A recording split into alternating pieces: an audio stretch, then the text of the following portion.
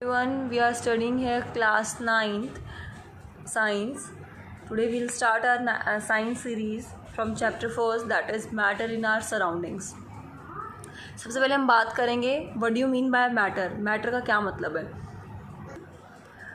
Everything in this universe is made up of material which scientist has names matter.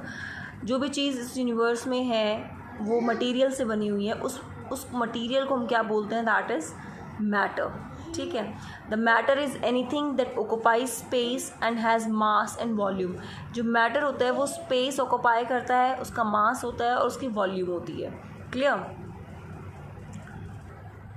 Matter is made up of particles. Matter जो है वो particles से बना हुआ होता है. ये उसकी कैरेक्टरिस्टिक्स भी हैं. Particles of matter have space between them. जो पार्टिकल्स होते हैं मैटर के, उनके बीच में स्पेस रहता है. एंड कॉन्टीन्यूसली मूविंग, वो कॉन्टीन्यूसली मूव करते रहते हैं. The last is particle of matter attract each other. और पार्टिकल्स जो है वो अट्रैक्ट करते हैं. तो हमने 5 चीज़ों के बारे में यहाँ पढ़ा कि जो भी यूनिवर्स में हमें दिखाई देती हैं चीज़ें, वो जिस भी चीज़ से बनी होती है उसे हम मैटर बोलते हैं. मैटर ऑक्यूपाई करता है space, mass and volume. Matter particle से बना हुआ होता है और मैटर के पार्टिकल्स में स्पेस होता है और वो कॉन्टिन्यूसली मूव करते हैं और वो अट्रैक्ट करते हैं एक दूसरे की तरफ. तो ये कैरेक्टरिस्टिक्स थी जो आपको लर्न करनी है. ओके, हमने वॉल्यूम और मास के बारे में पढ़ा, तो उसकी एसआई यूनिट के बारे में पढ़ लेते हैं. एसआई यूनिट ऑफ मास होती है kilogram. SI unit of volume होती है मीटर क्यूब, क्यूबिक मीटर भी बोलते हैं इसे.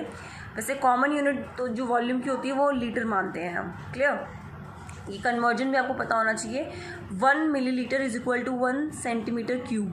ठीक है. 1 litre is equal to 1000 ml. 1 litre is equal to decimetre cube. ये आपको लर्न होनी चाहिए. बेसिक एसआई यूनिट्स हैं ये और ये कन्वर्जन के फॉर्मूले हैं. अब हमने पढ़ा था matter is made up of particles. तो हमें एक एक्टिविटी दी हुई है एनसीईआरटी में, activity 1.1.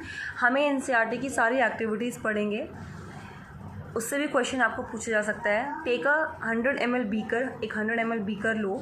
Fill half of the beaker with water and mark the level of water. Half of the beaker को आप वाटर में मतलब वाटर डाल दो बीकर के अंदर और मार्क कर लो जो वाटर का लेवल है. Dissolve some salt sugar with the help of glass rod. उसके बाद शुगर या सॉल्ट उसमें मिला दो आप ग्लास रॉड की हेल्प से. Observe any change in water level. Observe करो क्या कोई चेंज हो रहा है वाटर लेवल में. What do you think has happened the salt. Salt के साथ क्या हुआ होगा. What does it disappear. क्या वो गायब कहाँ हो गया है. Does the level of water change. क्या वाटर का लेवल चेंज हुआ है. In order to answer these questions, we need to use the idea that matter is made up of particles. In questions के आंसर्स करने के लिए हमें पता होना चाहिए कि मैटर जो है वो पार्टिकल से बना हुआ था. Was there in the spoon. Spoon के अंदर क्या था. सॉल्ट और sugar has now spread throughout water. अब वो मिल गया है पूरा वाटर के अंदर, जो मैंने इलस्ट्रेशन 1.1 में पढ़ा. डायग्राम के तहत देखते हैं. ये particles of water magnified millions of times. Particles of water हैं ये. ठीक है, ये वाटर है. इसमें सॉल्ट मिला दिया, उसको स्टेयर करो, घुमा दो, तो क्या होगा. एक 1 मार्क का क्वेश्चन आपको आ सकता है.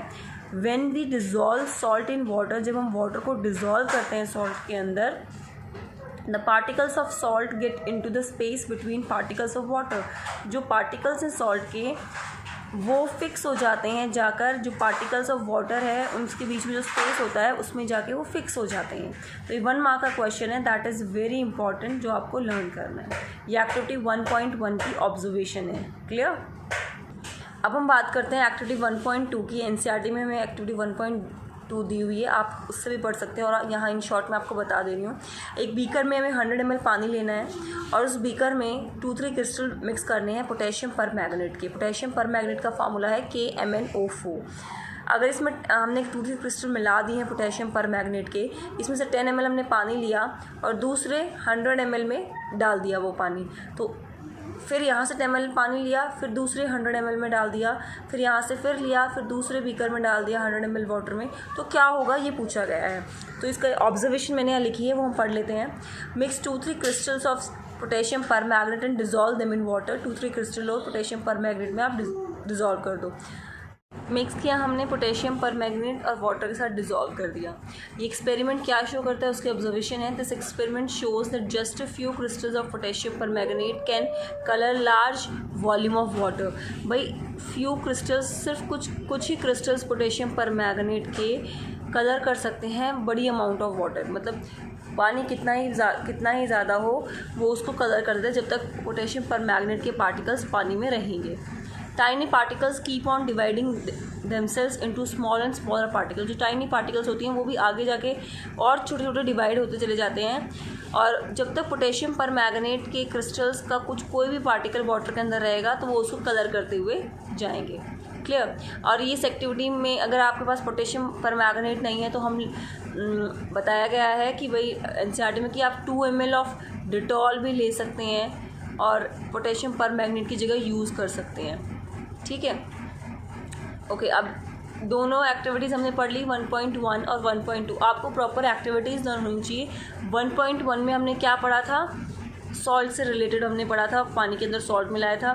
1.2 में हमने क्या पढ़ा है, पोटेशियम परमैंगनेट आपने डिज़ोल्व किया है, जिससे कि हमें पता चलता है कि आगे और फर्दर डिवाइड होते चले जाते हैं पार्टिकल्स। क्लियर। आगे एक्टिविटीज़ हम नेक्स्ट वीडियो में पढ़ेंगे। Thank you.